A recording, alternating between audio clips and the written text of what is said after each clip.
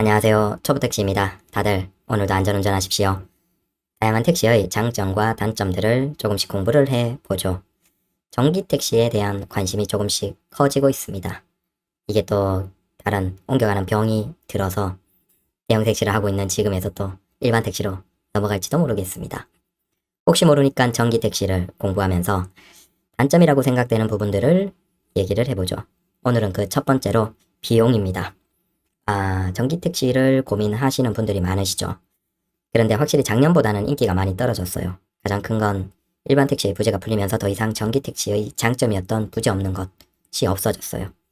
물론 이게 사람들이 소문이지만 자동차 회사 입장에서는 지금 전기택시가 너무 안 팔리고 있고 판매 취소가 너무 심해서 이젠 대기가 거의 없다. 재고는 굉장히 많고 마음먹고 출고하면 거의 일주일도 안 되어서 전기택시는 출고가 가능하다라는 얘기들이 나오고 있습니다. 그래서 자동차 회사의 영향력으로 인해 다시 부재가 생길지도 모른다는 소문들도 있긴 하지만 이제 부재가 다시 시작이 되면 택시 기사님들이 다 들고 일어나시겠죠. 전기 택시의 단점이 있을 거잖아요. 장점도 있으면 단점도 있고 그러면 그 단점에 대해서 하나씩 찾아보면서 이게 생각보다 넘기가 힘든 벽이구나 라는 생각도 들었습니다. 뭐냐? 자차입니다. 이게 참 입장마다 다른데 일반 택시는 사고가 나도 크게 부담이 없죠. 우리가 택시를 하면서 가장 큰 건 우리 몸이 다치지 않는 것. 사고가 나더라도 몸만 덜 다치면 사실 차량이 얼마든지 넣고 수리하고 차값 싸고 상관이 없어요. 근데 이게 전기 택시는 다르네요. 우리 일반 택시 같은 경우에는 자차 넣고 해도 꽤나 많이 나오는 분들이 300 전후라고 생각을 하시면 됩니다. 보험이야 요즘 다양하니까. 그런데 자차까지 해도 한 300 정도.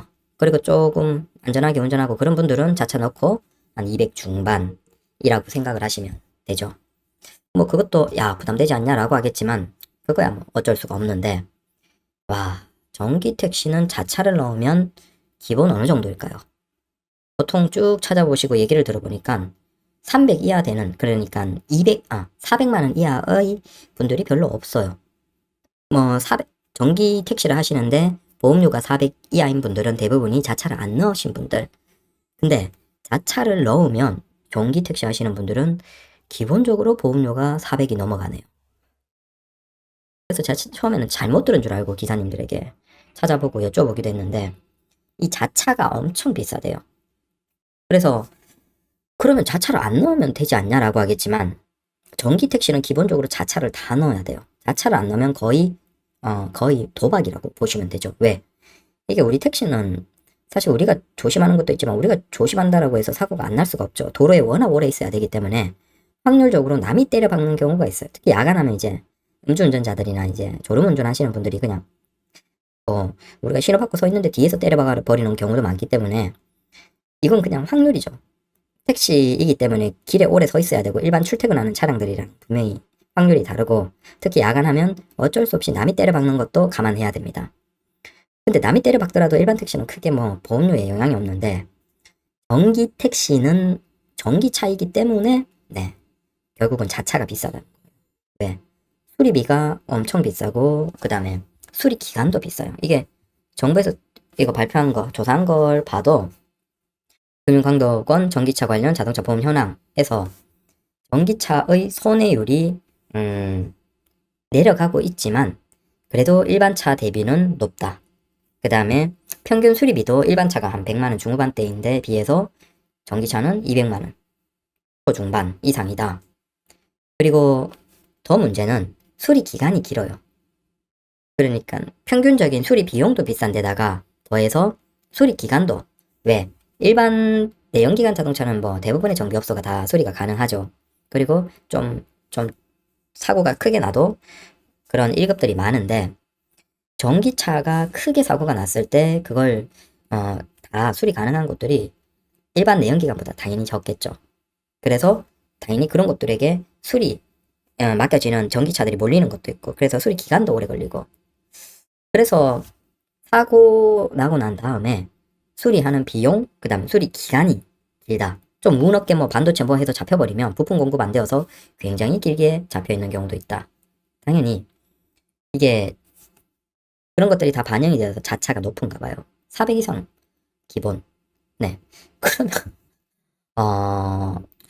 사고가 안 나면 괜찮겠지만, 아니 그냥 차 때문에 400이면 조금 큰 사고가 한번 나버리면 그때는 보험 할증이 도대체 얼마가 되는 건가? 그건 알 수가 없죠. 그래서 이게 눈이 연료비 저렴하다라는 걸로는 퉁치기가 쉽지 않겠다라는 거예요. 그리고 보험료도 당연히 비싼 데다가 수리 기간도 오래 걸리면 일반 사람들이야 상관없지만 우리 택시 기사들은 하루하루가 수입인데, 물론 요즘에는 휴일 근무 못한 것에 대한 보험료가 나오긴 하지만 우리 택시 입장에서는 그 비용이 적고, 결국은 일하지 못하는 기간이 길어진다 더하기 보험료가 높다라는 것. 그래서 전기 택시를 할 거면 사고를 절대 안 내야 돼요. 조심해서 절대 사고를 안 내야 되는데, 참 이게 운전에 자신 있고 내가 진짜 다 피할 수 있다라고 하면 되겠지만, 솔직히 우리 택시 기사님들 뭐 차량 긁는 거 저도 아무리 조심한다 하더라도 벌써 차 이제 그 대형 택시 넘어오고 뭐 나 혼자 긁힌 거, 차가 커서 긁힌 거이긴 하지만 2번 정도 긁힌 게 있거든요. 그러니까 우리 택시가 장시간 운전하면 집중력이 떨어지기 때문에 아무리 조심한다라고 하더라도 진짜 긁히는 거조차 한 번도 없고 그런 건 거의 불가능한데, 그래서 전기 택시의 큰 단점 중에 하나, 보험료가 비싸다. 당연히 수리 기간도 오래 걸린다. 근데 이게 일반 택시 대비 굉장한 단점이다. 물론 작년까지 하면 이런 것까지 다 감수하고라도 뭐다? 부채가 없기 때문에 전기 택시를 해도 되는 거예요. 보험료가 500이든 상관이 없는 거예요. 부재가 없기 때문에. 다른 택시들 2일 일하고 하루 쉴 때 나는 매일매일 규칙적으로 뭐 8시간씩만 무리 안 되게 할 수 있잖아요. 매일매일.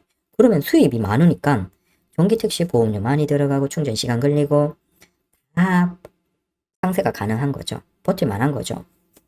근데 문제는 뭐다?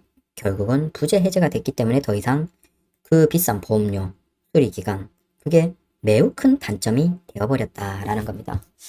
그래서 저도 전기 택시를 쭉 관심을 가지고 있는데, 이거 지금은 안 하는 쪽이 맞겠구나. 그러니까 다들 현명하신 기사님들이 취소를 해버리고 이제 전기 택시 판매가 너무 줄어서, 일반 전기차도 판매가 줄었지만 전기 택시 시장이 빠르게 줄고 대기가 거의 없어지면서 진짜 마음먹으면 일주일 내로도 지금 전기 택시가 출고 가능하다라는 게 진짜구나. 그렇습니다. 감사합니다.